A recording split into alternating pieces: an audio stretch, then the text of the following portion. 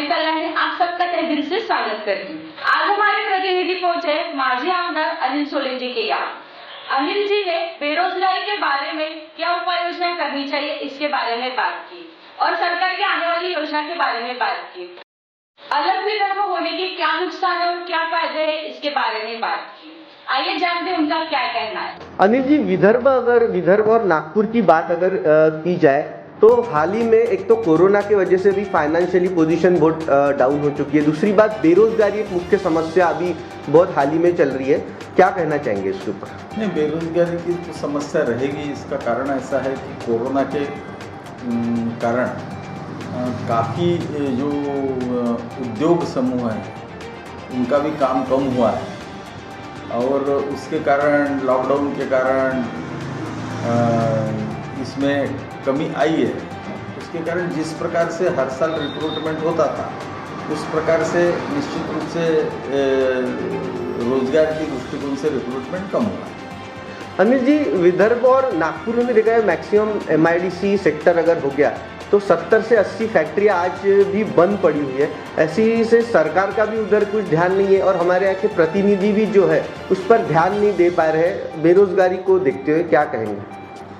Factories एक तो shaking है या कुछ बंद पड़ी है, अड़चनें काफ़ी है और उस दृष्टिकोण से सरकार ने जो पैकेज या कुछ ऐसा डिक्लेयर करना चाहिए, ऐसा इस सरकार में, राज्य सरकार में कुछ भी नहीं दिखाई देता।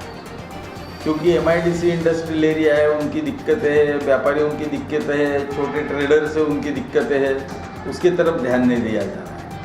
उसी प्रकार से जो छोटे काम करते हैं, जो 2 लाख 3 लाख 5 लाख का कर्जा लेकर के मुद्रा बैंक में startup India, stand up India, ऐसी नई नई स्कीम्स है या प्राइम मिनिस्टर की जो स्कीम है, इसमें जो छोटे लोग जो है, जो छोटा कर्जा लेकर के खड़े हुए थे और जो 5-25 हज़ार 50 हज़ार रुपये महीने का और कमा लेते हैं, तो ऐसे लोगों के दृष्टिकोण से राज्य शासन की कोई पॉलिसी आज हमारे नज़र में नहीं आती। लॉकडाउन के पीरियड में भी इसी प्रकार से रहा। लॉकडाउन हो रहा है, नहीं हो रहा है, कब होगा, उसकी क्या है, उसकी रचना क्या करना चाहिए, इस दृष्टिकोण से कोई व्यवस्था नहीं रही और इसके कारण उसका भी विपरीत परिणाम उद्योगों पे, व्यापार पे निश्चित रूप से हुआ। अनिल जी, हाल ही में बीच में विदर्भ का एक मुद्दा बहुत उठा था कि अलग विदर्भ होना चाहिए। अलग विदर्भ आज भी नहीं हो पा रहा, क्या कारण लगता है? नहीं, विदर्भ का मुद्दा कई दिनों से उठते रहता है। बड़े बड़े आंदोलन भी विदर्भ के बारे में हुए हैं, पर जब तक के पॉलिटिकल विल ये होता नहीं तब तक के मुझे ऐसा लगता है कि अलग विदर्भ जो है वो होना जरा मुश्किल नहीं है। अनिल जी, नई इंडस्ट्रीज भी हो गई, नए उद्योग भी हमारे यहाँ आने को नहीं दिखते, क्या कारण मानते इसका?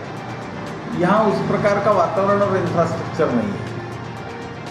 मिहान इतना बड़ा है अपना, पर वहाँ भी नए उद्योग नहीं आ रहे हैं। इसका कारण बिजली के दरों में जो कम होना चाहिए, उनके लिए इंफ्रास्ट्रक्चर बड़ा होना चाहिए, ये जो व्यवस्था है ये इसके तरफ ध्यान नहीं है और इसके कारण उसका विपरीत परिणाम जो है बड़े उद्योग आने में हो रहा है। अनिल जी, अलग विदर्भ को लेकर हमारे यहाँ के नेताओं की अलग अलग भी राय। एक स्टेज पे नहीं आने का रीज़न भी कहीं ये सकता है कि अलग विदर्भ नहीं हो पा रहे, कहीं ये वोट बैंक की राजनीति। मुझे ऐसा लगता है कि आज अपन विदर्भ की बात करते हैं, मैं भी छोटे राज्यों का जो है वो पुरस्कर्ता हूँ। मुझे भी ऐसा लगता है कि छोटे राज्य रहते हैं तो एडमिनिस्ट्रेटिव दृष्टिकोण से फ़ायदा होता है। दूसरी बात, विदर्भ यदि अलग होता है तो उसके लिए उसका अलग से डेवलपमेंट का विचार भी निश्चित रूप से होता है, तो उसमें छोटे राज्यों में उसका फ़ायदा ही रहता है। पर यहाँ जो पॉलिटिकल विल की बात आप कर रहे हैं, जो पॉलिटिकल इच्छा शक्ति की बात आप कर रहे हैं, जो विदर्भ ये चुनाव का जब तक के केंद्र बिंदु नहीं होता और उसके आधार पर जनता का वोट जब तक के तय नहीं होता, तैयार नहीं होता, तब तक के मुझे ऐसा लगता है कि इसमें दिक्कत रहेगी। तो कहीं आपका ये भी कहना है कि कहीं और हमारे विदर्भ की जनता भी इसको कारणीभूत है? विदर्भ के जनता का जब तक के चुनाव का एजेंडा ये नहीं होगा तब तक के मुश्किल जाएगा। जहाँ जहाँ भी आप देखोगे अलग प्रांत हुए हैं, अलग प्रदेश हुए हैं, अलग राज्य हुए हैं, वहाँ वहाँ जनता की एजेंडा में वो विषय था। और जब वो विषय प्रमुख रूप से मुखर हो करके सामने आता है, तब निश्चित रूप से उस पर मतदान होता है और उस पर निर्णय होता है। आखिरी सवाल एक पूछता अनिल जी कि अलग विदर्भ यदि हो जाता है तो कितना फायदा विदर्भ को हो सकता है? बहुत फायदा है। बड़े बड़े विद्वान हैं, उस पर उन्होंने अपनी लाइफ लगा दी, उन्होंने बड़े बड़े किताब छापे।